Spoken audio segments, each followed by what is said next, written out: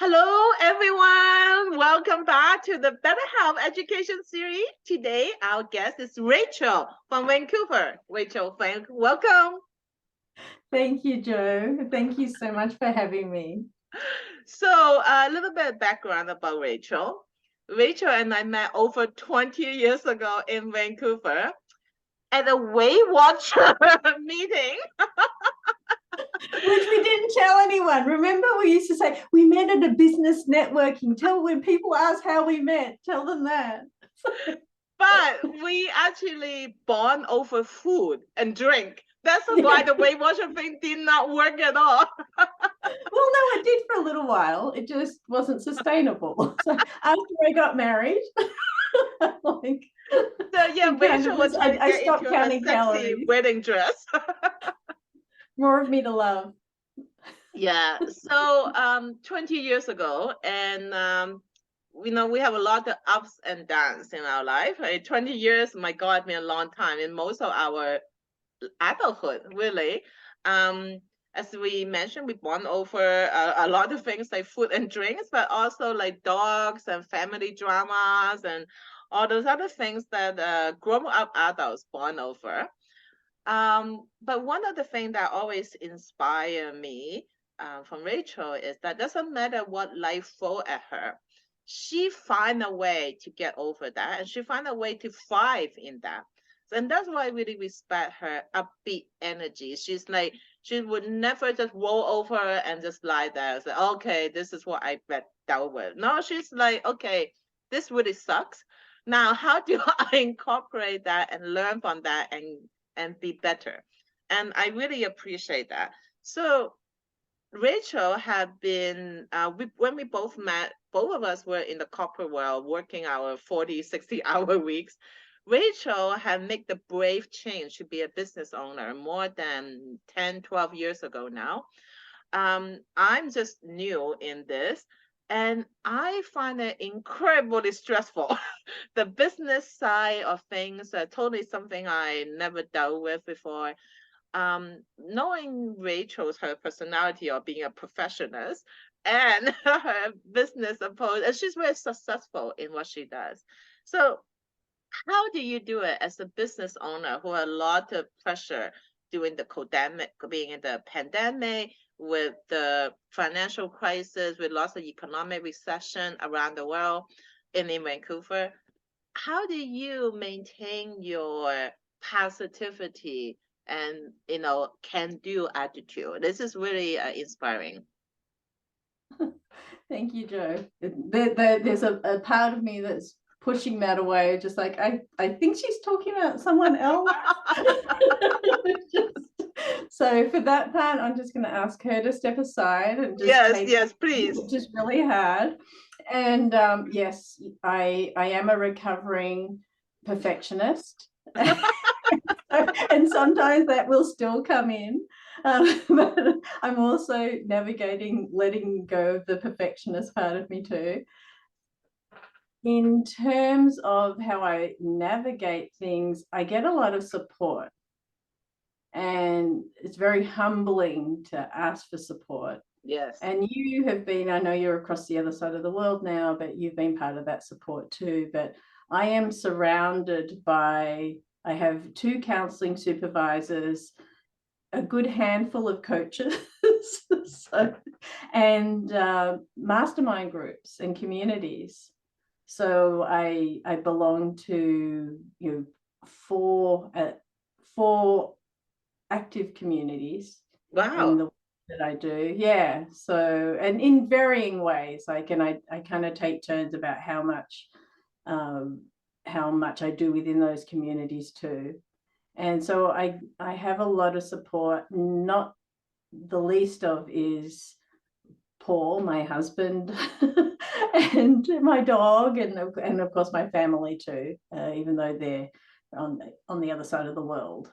But yeah, so I don't just, the perfectionist in me used to try to do everything on my own. I know. And it was like, I wish I only worked 40 hours a week. Maybe I'd still have been in that role if that was it. But I was doing 60 to 80 hours at the really red line times of that corporate Rachel, I call her. So yeah. We've been there, done that. Yeah, I remember you too. It's just speaking of being a perfectionist, I'm also a recovering perfectionist as well. But you know, the different degrees of being a perfectionist. I remember Rachel would come over to my place. We could have a glass of wine, chit chat, and then Rachel would get up from the couch and go and rearrange my bookshelf because it does not look perfect enough. The color are not coordinated, the heights are not coordinated, and I'm like, okay, another glass.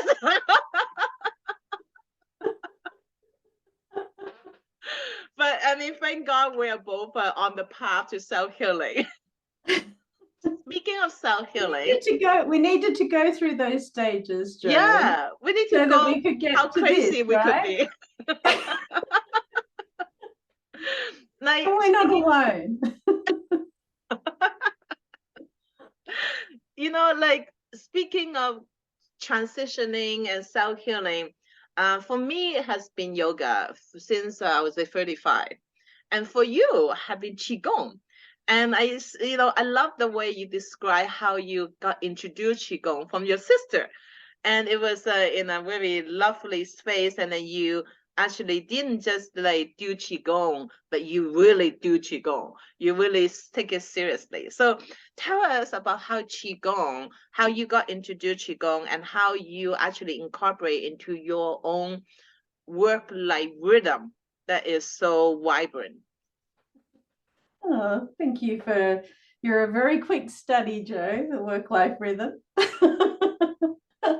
So I was introduced to Qigong by my sister, and who's a traditional Chinese medicine practitioner, acupuncturist and herbalist in Sydney, Australia.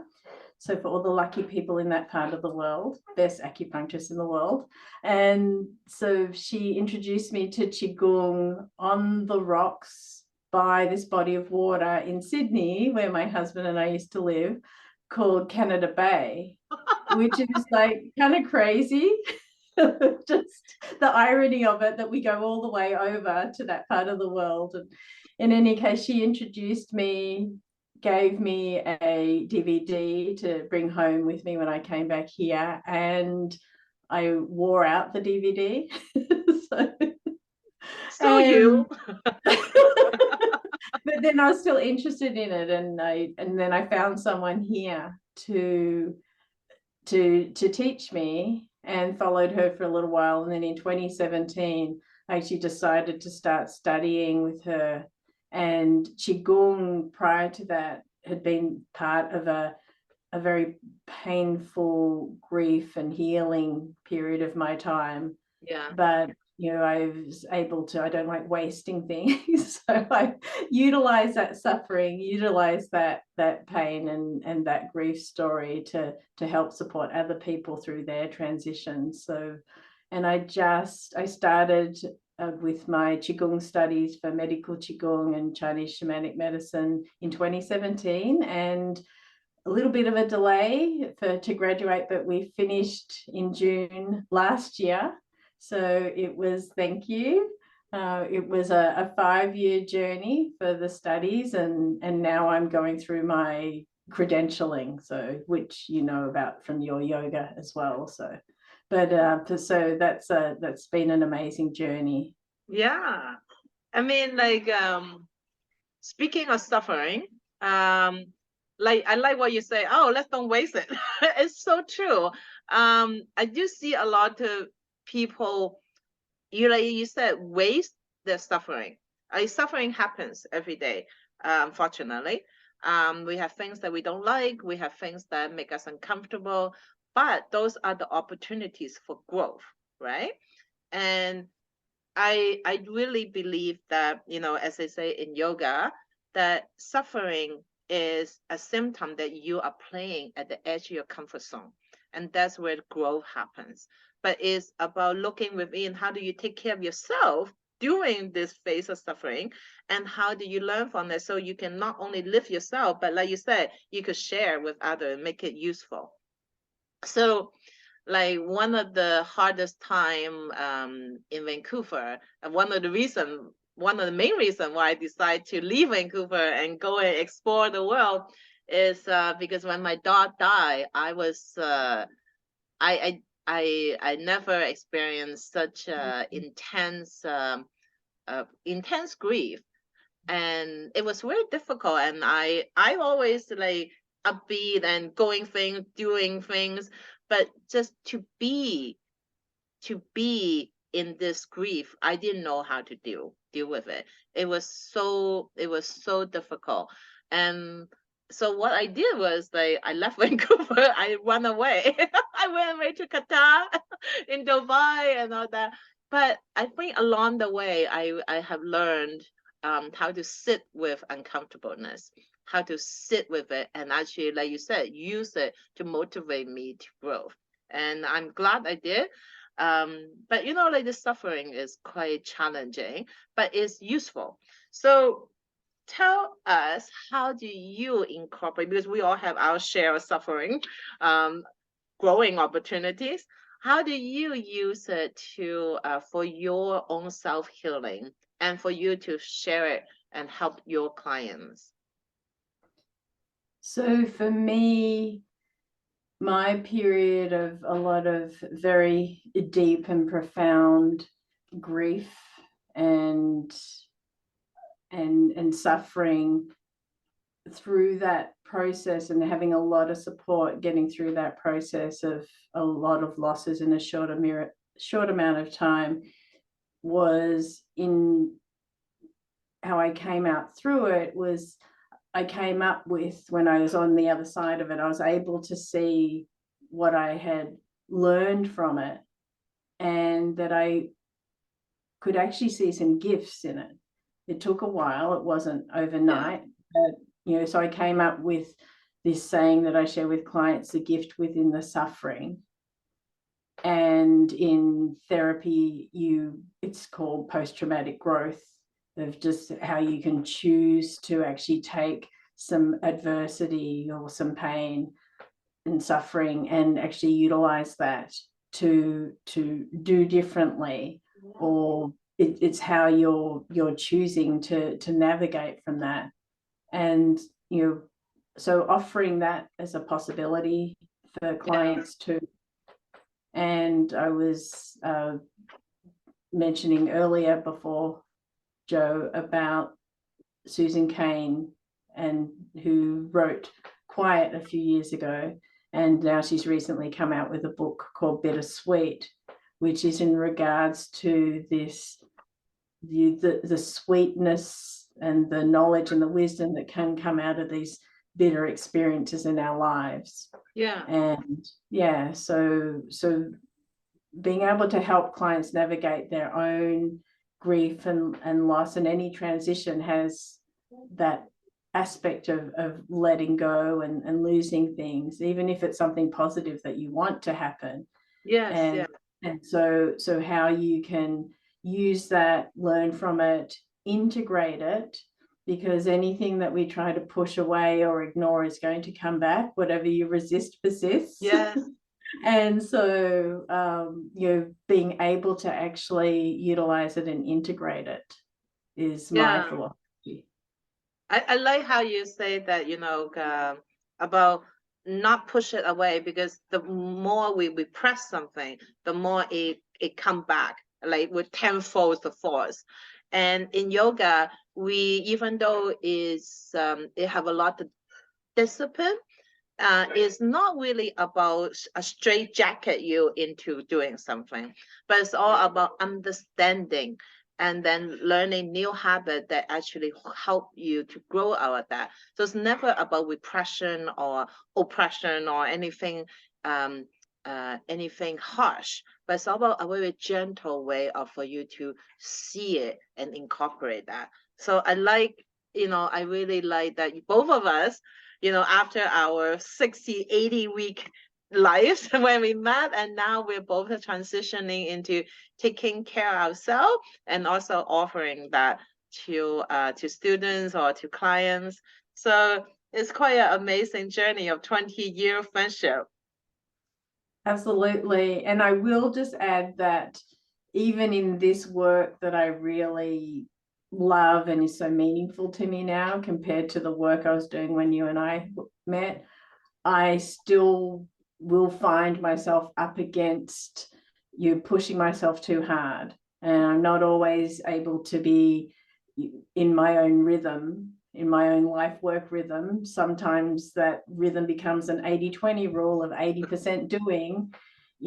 From the yin and yang in Chinese, I am very yang. So I'm very much, you are too, Joe. Like, we're both very do, right? And so you're trying to navigate that doing and the being. And I think that's what brought me, I was so deeply curious about this concept of energy that came from learning about Qigong. And then even before that, when I started working with my own career coach back in 2009, I think it was, a long time ago. And Gail introduced me to these messy things called emotions, because I wasn't, I was very stoic and wouldn't want to let myself feel those emotions. And so I give myself permission now to fall apart when I need to fall apart, to take a break when I need to take a break. Sometimes I still don't know when to take a break, so my body tells me when. But it's all just a reminder of being perfectly imperfect too. Yes, I totally agree that, sometimes I worry that, oh my God, I'm not perfect yet. I'm still struggling on my path. How do I keep myself going? And I like the analogy that in yoga we always use, is that, when you're trying to be enlightened or trying to liberate yourself, it's like climbing on a mountain. So, it's hard work climbing a mountain, but you're always making progress. Doesn't matter how small it is. And sometimes it look like you're going up and down the mountains, but you're willing in the right direction. And yes, you might not be enlightened yet. You still have those workaholic moments. I totally identify. But you look back and say, oh, actually, I have made progress. And you can then help people along the way, say, hey, this is my path. It's not the only path. This is our path. And then you can share from the place of authenticity that I have gone through the hard work of making sure maybe a quarter of the way, but this is where I'm going, and this is my path. Happy to share. And I think that is we're humbling position as a wellness practitioner, but I think it's a good path for self-learning and also for sharing. Yeah. And I love everything that you just said there. And you remind me of at the beginning of COVID, I listened to it's not his saying, but I listened to, I think he's like a marketing person or something. I just happened to find him, and he Chris Do is his name, and he had this saying, two people come together, a teacher and a student, so one teaches and two learn. Yeah, I like that. I love that. And that reciprocity of that experience, because that's one reason that I find my work now so fulfilling and so meaningful, because I get to learn every day from my beautiful clients. They're just such inspirations. And people say, how can you listen to the sadness in people's lives and the challenges and the grief in people's lives, and you're intact, you're still okay? Well, one is because I get a lot of support for myself and through my self-care, in here, and then from the people I surround myself with in terms of community. But the other is because I actually see my clients are coming to me because they're on their healing journey, and it's such a gift to me that they're including me in that, whether it's healing from they're in the wrong career, or their childhood developmental trauma, or whatever's in between that, depression, anxiety.